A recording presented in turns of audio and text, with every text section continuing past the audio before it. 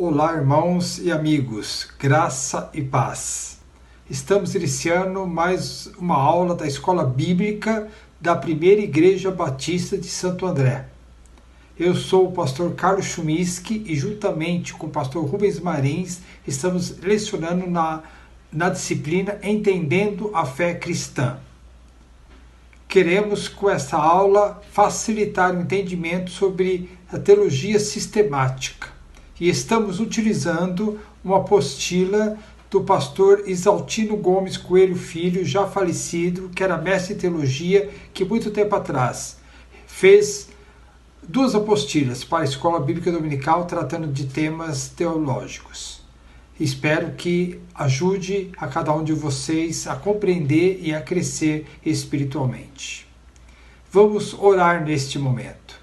Senhor Deus e Pai, em nome de Jesus Cristo, que o Teu Espírito ilumine as nossas mentes para compreendermos os Teus ensinos e assim fundamentarmos a nossa fé. Em nome de Jesus Cristo. Amém.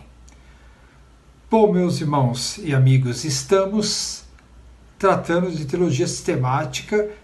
Já falamos sobre a Bíblia, sobre Deus, atributos de Deus, sobre a Trindade, já falamos sobre a igreja, já falamos da doutrina do pecado, a doutrina do homem, a doutrina da salvação, e agora vamos para a doutrina das últimas coisas, escatologia, parte 1, porque realmente não temos como abordar numa aula de 30 minutos todo o assunto. Queremos trazer da forma mais simples, mais objetiva possível, tá? Esses assuntos para os irmãos. Então vamos começar. O que é estudar escatologia? Escatologia é o nome dado à parte da teologia sistemática que estuda a doutrina das últimas coisas. Ela trata dos eventos que acontecem no fim de uma vida de uma pessoa e no fim da história humana. Por isso, neste momento, dividimos a escatologia em duas partes, pessoal e cósmica. Na primeira parte, escatologia pessoal é aquela que diz respeito à vida do indivíduo. E na segunda parte diz, como já falamos, o fim da história. Então, para começarmos a analisarmos a escatologia pessoal, vamos começar por um assunto desagradável, que é a morte. O que é a morte? É uma experiência que aguarda cada pessoa no fim da jornada. É surpreendente, meus irmãos e amigos, que, sendo tão certa, haja tanta tentativa de varrê-la para baixo do tapete. O tema não é agradável, mas sua análise faz parte da teologia. Na realidade, a morte é a única certeza que se tem na vida. A morte é o mais temido adversário da humanidade. Aguarda cada um de nós no fim de nossa experiência para uma batalha que nunca perde. Enfrentá-la tem sido motivo de muitas cogitações. A morte nunca pode ser racionalizada com palavras. Todos nós vamos morrer. Não podemos impedir que isso aconteça. Por mais que, por muitas vezes, nós tentamos prolongar a nossa vida, mas chega uma hora que o corpo não aguenta, não é verdade, irmãos? Mas vamos entrar no assunto. Quando surgiu a morte? Boa parte dos comentaristas sobre a entrada do pecado no mundo declaram que a consequência imediata do pecado do primeiro casal foi a morte física. No entendimento deles, a Bíblia parece identificar a morte corporal, física, com a desobediência, com o pecado. E usa o texto de Gênesis capítulo 2, verso 16 e 17, Romanos capítulo 5, verso 12 e Romanos capítulo 6, verso 23, que seguem nessa direção. No entanto, alguns teólogos e o próprio pastor Isaltino confessa que tem dificuldades com esta interpretação. Então ele diz, a palavra de Deus ao casal foi enfática, no dia em que dela comeres, certamente morrerás. E lá em Gênesis 2,17 diz o seguinte: mas não coma da árvore do conhecimento do bem e do mal, porque no dia em que dela comer, certamente você morrerá. O hebraico é enfático, mote, como se dissesse, morrerás morrendo, ou seja, morrerás mesmo. Mas eles comeram e continuaram vivos. Sua morte não foi física, não caíram duros na hora. Se acreditarmos que a maldição ali foi a morte física, temos um problema. A serpente disse a verdade. Ela disse que eles comeriam e não morreriam. E eles comeram e continuaram vivos. Então não se pode se tratar de morte física, e sim de morte espiritual. John Ankerberg, escrevendo sobre esse assunto na revista ICP, que é Instituto Cristão de Pesquisa, que trata de defender a fé cristã, diz o seguinte: a morte especificada em Gênesis capítulo 2 e 3 por Paulo, lá em Romanos capítulo 5, deve ser a morte espiritual. Quando Adão pecou, ele instantaneamente morreu, como Deus tinha dito. Ele permaneceu vivo de forma física, mental, voluntária e emocional, mas espiritualmente Adão morreu.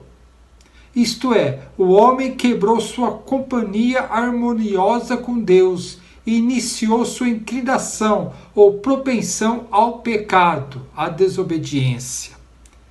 Além da morte espiritual, o homem se tornou mortal, sujeito a misérias dessa vida e excluído da possibilidade de existir fisicamente para sempre.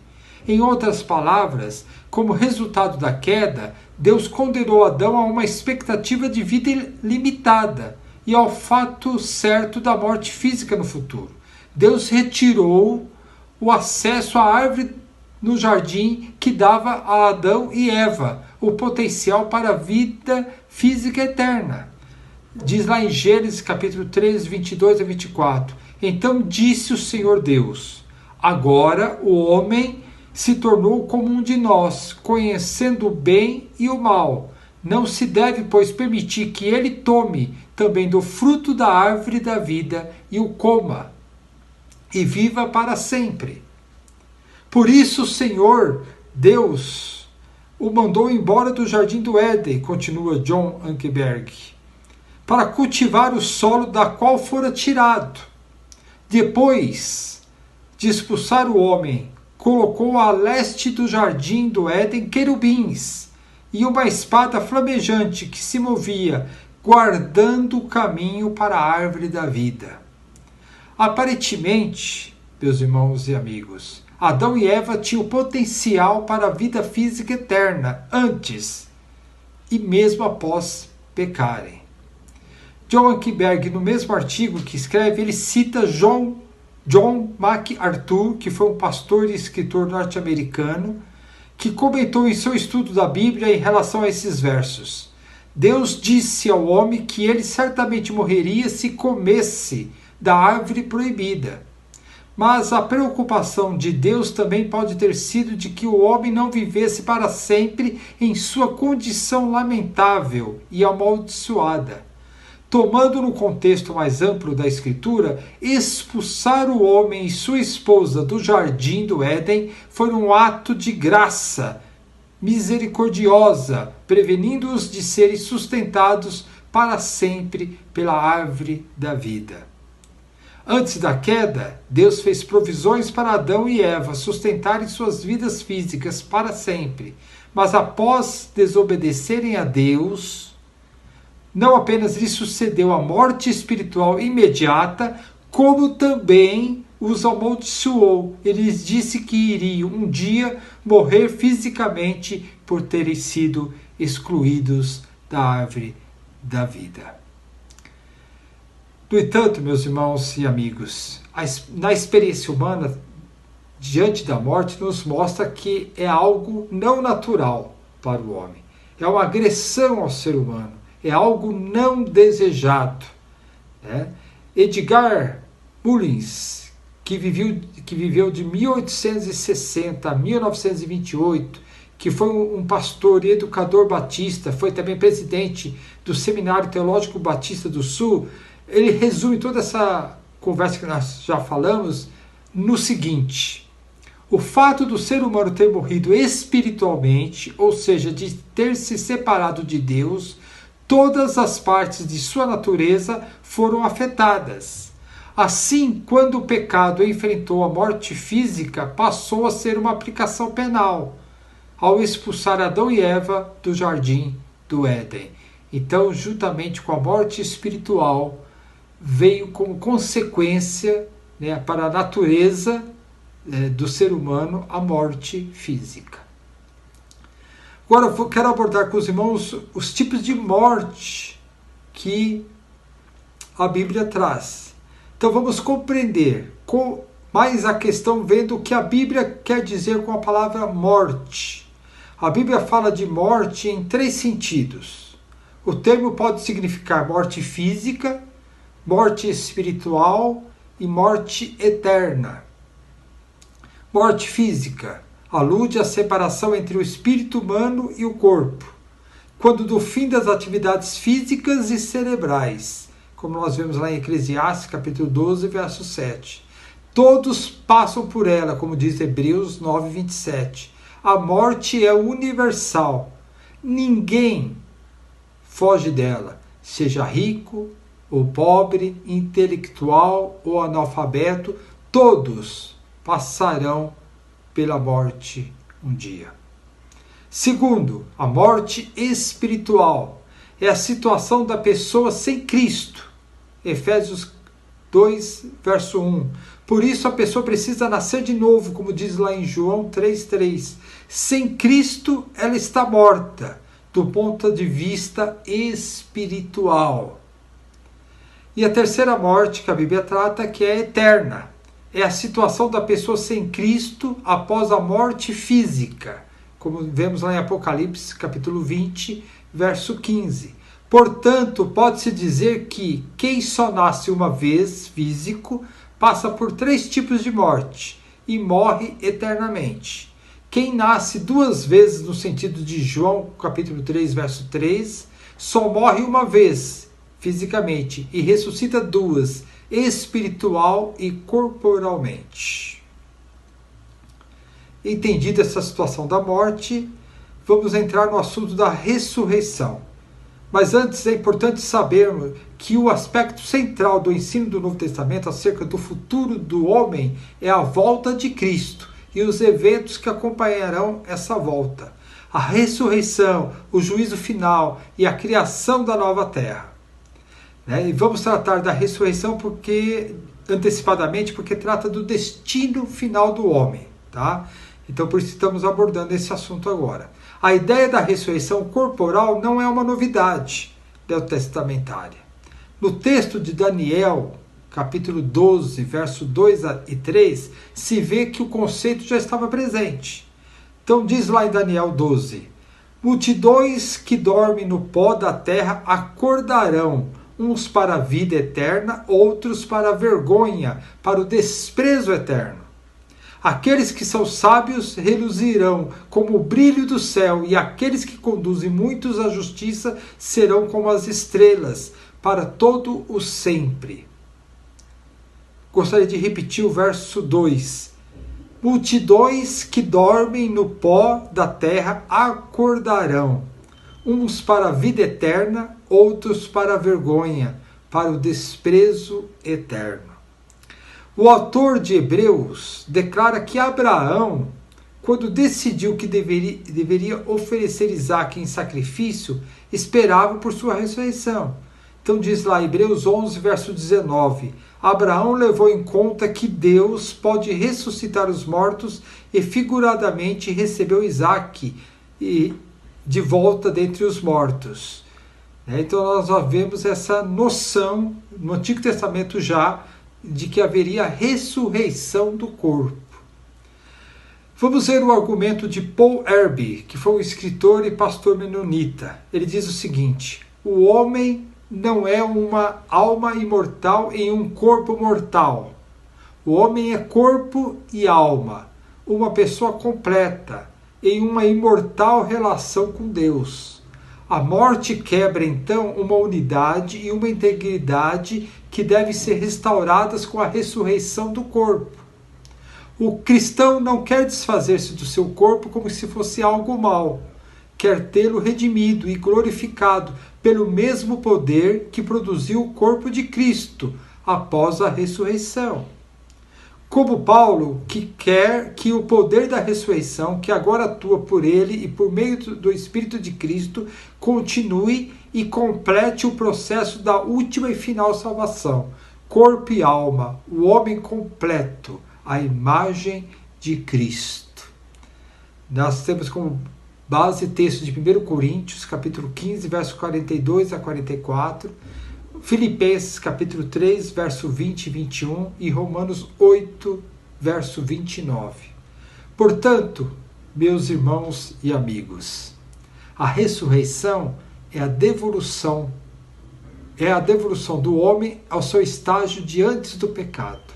É o homem vivendo como deveria viver antes da entrada do pecado no mundo e, consequentemente, antes da entrada da morte no mundo.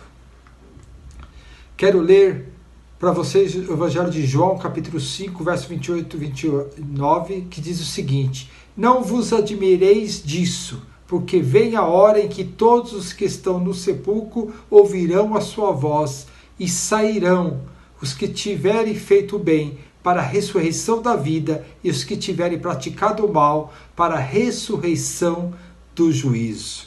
Então esse texto mostra que ambos, os justos diante de Cristo e os ímpios, aqueles que não creem em Cristo, serão ressuscitados.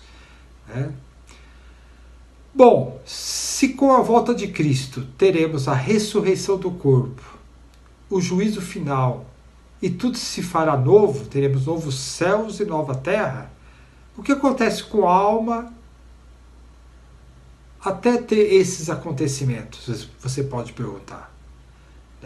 Nós sabemos que a vida, como diz lá em Hebreus 9:27, a vida é: todos nascemos, vivemos e todos morremos. Mas surge uma questão: e depois? A vida depois da vida? Para onde vão os mortos? Bom, numa linguagem simples, fácil, nós dizemos o quê? Quem está com Cristo vai para Cristo.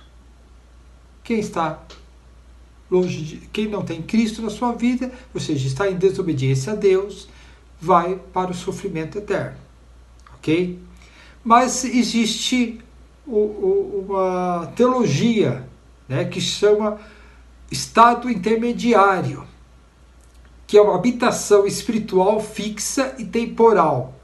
Biblicamente, o estado intermediário é um modo de existir entre a morte física e a ressurreição final do corpo. O Novo Testamento ensina que na morte o corpo volta à terra e o espírito entra num estado de existência consciente, na bem-aventurança ou no sofrimento. Então já é algo definido. Então o justo vai para a bem-aventurança, o ímpio vai para o sofrimento.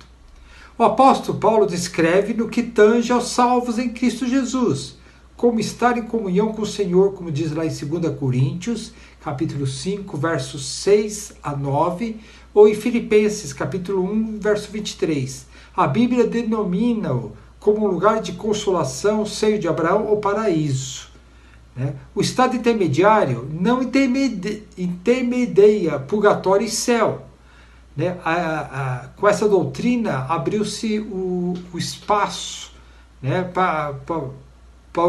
para se criar o purgatório, de que as almas estão lá e as pessoas têm que fazer coisas para que a pessoa possa sair e possa ir para o céu. Não existe isso na Bíblia. Não intermedia, não tem esse ensinamento bíblico. Mas o estado intermediário mostra assim, um estado desincorporado, em que as pessoas que morreram fisicamente existirão fora do corpo. É estado e não um lugar intermediário. Voltamos a repetir, diz o pastor Exaltino. É o estado e não um lugar intermediário.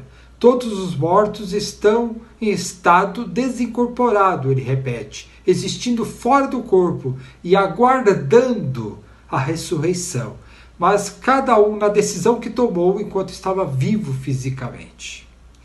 Para isso, trazemos um texto de Lucas 16, 19 e 31, que se trata de uma parábola. E existe muita crítica para se formar uma doutrina em cima de uma parábola. Então, por isso que o pastor Exaltino faz uma ressalva aqui, que deve ser feita, e que pode se alegar que temos aqui uma parábola que firmar um ponto doutrinário.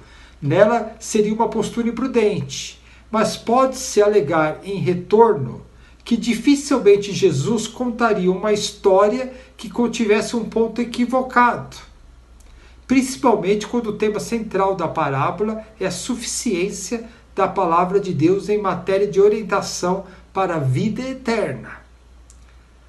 Então vamos ler o texto para compreender melhor, porque o pastor Exaltino faz essas ressalvas, né? Que é a parábola do rico e do Lázaro, né? Do mendigo. Então havia um homem rico, começa, que se vestia de púrpura e de linho fino e vivia no luxo todos os dias. Diante do seu portão fora deixado um mendigo chamado Lázaro, coberto de chagas. Este ansiava comer o que caía da mesa do rico. Em vez disso, os cães vinham lamber as suas feridas.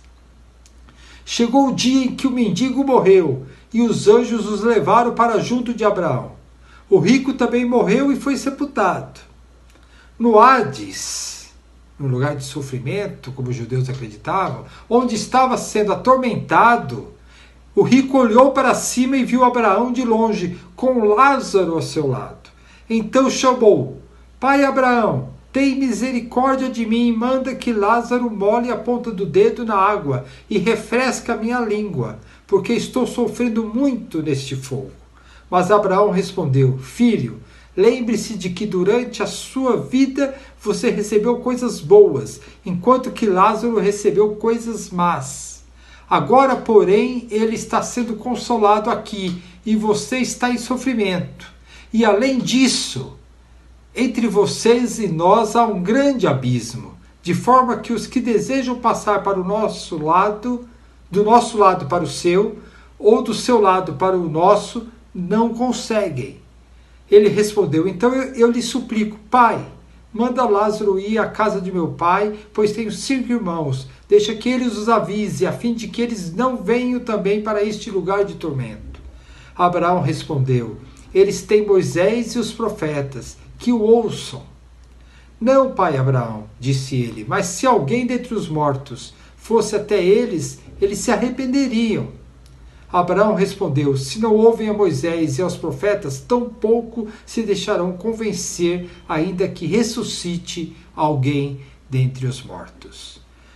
Aí o pastor Exaltino faz uma outra ressalva, que deve ser feita, é que aonde os mortos estão é definitivo, né? Então a gente vê lá no verso 26, e além disso, entre vocês e nós há um grande abismo, de forma que os que desejam passar do nosso lado para o seu e do seu lado para o nosso não conseguem. O pastor Exaltino também cita o texto de Lucas 23, 42 e 43, do ladrão que se converte, né? Que toma a decisão ali ao lado de Jesus. E então diz assim: Então ele disse: Jesus, lembra-te de mim quando entrares no teu reino. E Jesus respondeu: Eu lhe garanto, hoje você estará comigo no paraíso. A promessa de Jesus ao ladrão de estar no paraíso merece uma observação. O termo é uma transliteração do grego paradisos, né? Mas que no grego clássico designava um jardim ou parque, lugar de beleza e de recreação, um lugar de delícias, né? Então, os tradutores do Antigo Testamento usavam para designar o Jardim do Éden, em Gênesis 2:8. O termo volta a aparecer no Novo Testamento na história do ladrão na cruz, na experiência de Paulo em ter sido arrebatado, né, e ter sido levado até o terceiro céu, lá em 2 Coríntios 12:4, e em Apocalipse 2:7. ao se falar da árvore da vida que está no paraíso, para se ter ideia de uma restauração à posição original de antes da queda. Esta impressão é corroborada pela figura de Apocalipse capítulo 22, verso 12, onde o termo não aparece, mas a árvore da vida sim. Então o estado desincorporado é incompleto, no sentido de que o homem em sua inteireza não foi devolvido ao estado original. Falta-lhe o corpo, que ele receberá de volta quando Cristo voltar. E esse corpo será glorificado, será incorruptível, né? Pode-se dizer, então, meus irmãos e amigos, do salvo que Cristo vive com ele agora e ele viverá com Cristo depois. A palavra de Paulo em Filipenses 1, 21 e 23 revela que a compreensão da vida após a morte é uma vida de qualidade bem superior à presente vivida. Na palavra de Paulo, em 2 Coríntios 5, verso 7, verso 8, morrer é estar ausente do corpo, mas presente com o Senhor. Paulo deixa transparecer que a morte de um salvo é o abandono do corpo material em uma entrada imediata na presença do Senhor. Por isso, nós aguardamos a ressurreição, meus irmãos. Né? Que nem diz o pastor Exaltino, por mais que nós sejamos, após a morte física, desincorporados, né? Não estamos com o corpo, a alma, estamos na presença do Senhor, numa qualidade bem superior, né, a presente vida, aguardamos a conclusão de tudo, a volta de Cristo, a ressurreição do corpo, e esse corpo será glorificado, né, estará numa posição incorruptível para viver no novo céus e na nova terra. Isso para os salvos. Para os não salvos, serão ressuscitados para julgamento, né? E para a ida para o fogo eterno, né? Então, meus irmãos, vamos vamos concluir por aqui na aula de hoje, né, onde vimos o que é a doutrina das últimas coisas, o que é a morte, como surgiu, os tipos de morte que a Bíblia traz, falamos sobre a ressurreição e o estado intermediário, né? Na próxima aula queremos falar sobre a volta de Cristo, o juízo, novos céus e a nova terra e os temas escatológicos, né? A outra parte da escatologia, que é o fim da história da humanidade.